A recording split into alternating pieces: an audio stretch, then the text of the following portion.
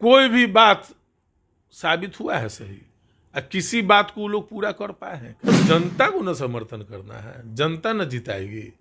अपने से मियाँ मुट्ठू कोई बोले कि हम 4 लाख 2 लाख 5 लाख, लालू प्रसाद यादव जी के ही तो उत्पत्ति ये लोग भी है। इन लोगों के उन्हीं से राजनीति की शुरुआत हुई है और हम लोग यही बात को बोलते आ रहे हैं कि जो भाजपा के साथ चले जाते हैं वो सदाचारी होते हैं, जो विपक्ष में रहते हैं वो भ्रष्टाचारी। कौन कह दिया है कि हिना साहब को टिकट नहीं दिया गया? नमस्कार, आप देखना शुरू कर चुके हैं फर्स्ट लुक बिहार। मैं आदित्य आपके साथ।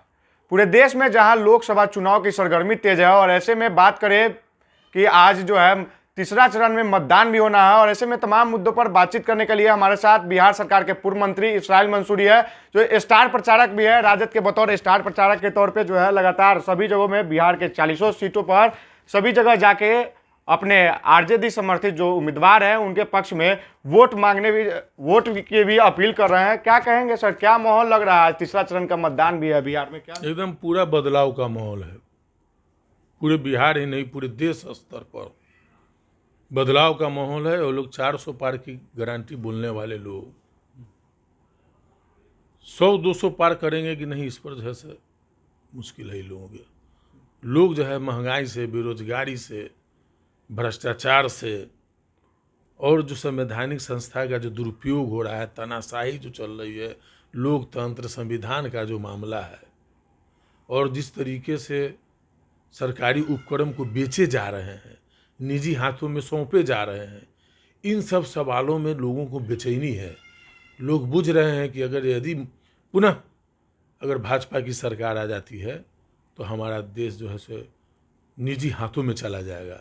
इसलिए तमाम समाज के लोग, धर्म और नौजवान खास करके, इन लोगों को विदाई करने में लगे हुए हैं। भाजपा तो कह रही है कि बिहार से सुपड़ा साफ हो जाएगा, इस बार जमानत जब्त हो जाएगा आप लोगों का। भाजपा वाले लोग जो भी बात आज तक बोले हैं 2014 से लेकर के 2024 हो गया है, कोई भी बात साबित हुआ है सही, किसी बात को वो लोग पूरा कर पाए हैं क्या?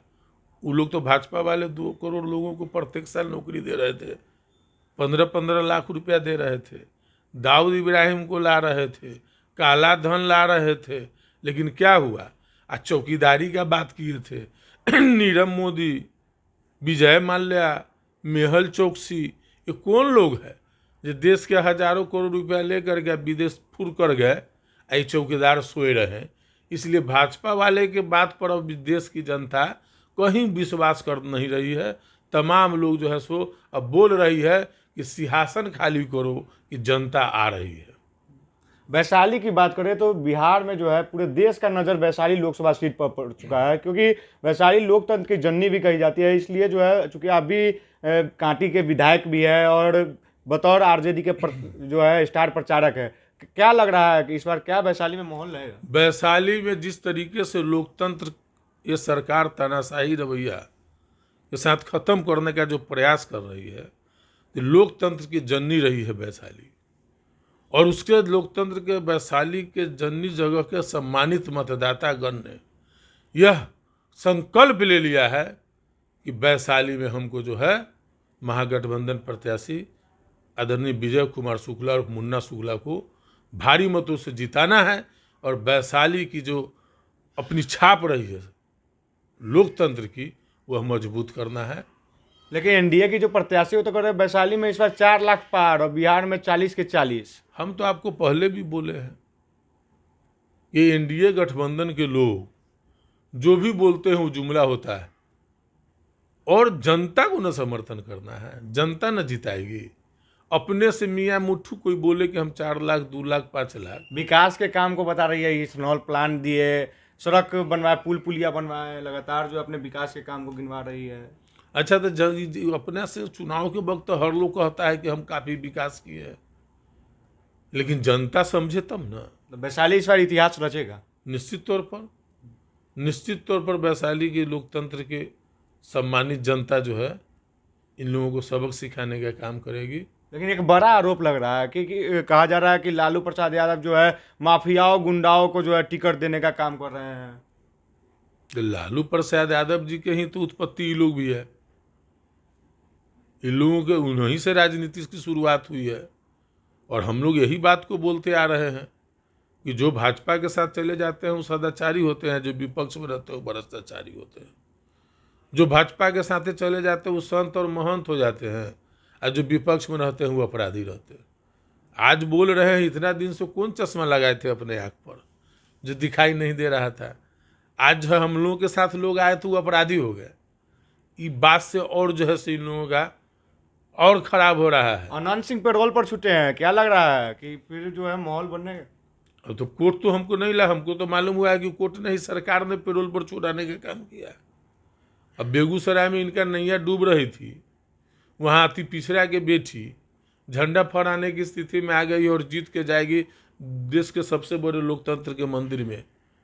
तो इन लोगों को बेचैनी बढ़ गई है, तो इसको क्या कहिएगा हैं? जो अपराधी है, यही सरकार ने, यही माननीय मुख्यमंत्री जी ने उन पर कार्रवाई करवाए, और फिर यही सरकार जो है उनको पेरोल पर क्यों छोड़ रही है। तो समझ लीजिए कि इन लोगों को कथनी और करनी में क्या अंतर होता है। बीते दिनों भारतीय जनता पार्टी के राष्ट्रीय अध्यक्ष जेपी नड्डा मुजफ्फरपुर में एक जनसभा को संबोधित कर रहे थे। उसमें जो है आरजेडी का मतलब उन्होंने बताया कि आर से रिश्वतखोर, जे से जंगल राज और डी से दलदल। कैसे देखते हैं इसको? देखिए, अपना अपना जो है सो आप अपने हिसाब से जो समझ लीजिए। और आरजेडी का मतलब हम लोग जो बताते हैं ऐसे नहीं समझ में आता है, हैं? हम लोगों के नेता आदरणीय तेजस्वी यादव जी क्या डिफिनेशन दिए है आरजेडी का। हमारी आरजेडी माई बाप की पार्टी है।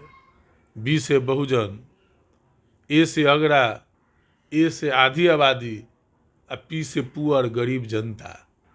तो इनको, नड्डा जी को भी बिहार का नहीं न समझ में आएगा कि बिहार का जो है सो कि क्या है नहीं है। बिहार के लोग, एक बिहारी 100 पर भारी। अभी नड्डा जी को समझ में नहीं आएगा कि बिहार में क्या हो रहा है। लेकिन कहा जा रहा है कि हिना साहब को टिकट नहीं मिलने से जो है मुस्लिम वर्ग में नाराजगी है, और नाराजगी ऐसा है जो परिवर्तन का लहर चल। कौन कह दिया है कि हिना साहब को टिकट नहीं दिया गया? हिना साहब अपनी स्वेच्छा से निर्दलीय लड़ रही है, ऐसा नहीं है। पार्टी नेतृत्व के द्वारा उनको टिकट में कहीं कोई दिक्कत नहीं था, और हिना साहब अपनी स्वेच्छा से लड़ रही है निर्दलीय। पार्टी नेतृत्व तो चाहा ही था कि अगर वो लड़ना चाहते हैं तो हमारी पार्टी से लड़े। कहा जा रहा है कि जब 2 चरणों में पहले जो चुनाव हुआ है उसका रिजल्ट देख के जो है लोगों में खलबली मच गई है। लोग जो है सोच नहीं पा रहा है इस बार बिहार से में। कौन लोगों में खलबली? जो जुमलेबाजी हवाबाजी कर रहे थे उन लोगों में न खलबली मच गई है। एनडीए गठबंधन में न भाजपा के लोगों में न खलबली मच गई है, और हमारे महागठबंधन के लोग तो पूरे उत्साह में है। इन लोगों का वोट गिराने जा रहा है क्या? वो लोग भी काफ़ी तकलीफ है, वोट गिराना पसंद नहीं कर रहे हैं, ये हाल है। तो यहाँ जो है से दवाई कमाई सिंचाई सुनवाई करवाई की बात हो रही है, विकास की बात हो रही है, बेरोजगारों की नौकरी की बात हो रही है, महंगाई की बात हो रही है। हमारे नेता बोलते हैं कि हम 500 रुपये गैस सिलेंडर देंगे हमारी सरकार बनी तो। हमारे नेता बोलते हैं कि 200 यूनिट बिजली फ्री करेंगे। हमारे नेता बोलते हैं गरीब महिलाओं को रक्षाबंधन पर 1 लाख रुपया देंगे। हम लोग तो जो है सो गरीब को उत्थान की बात कर रहे हैं, ये लोग जुमलाबाजी कर रहे हैं, तो बेचैनी में नहीं रहेंगे।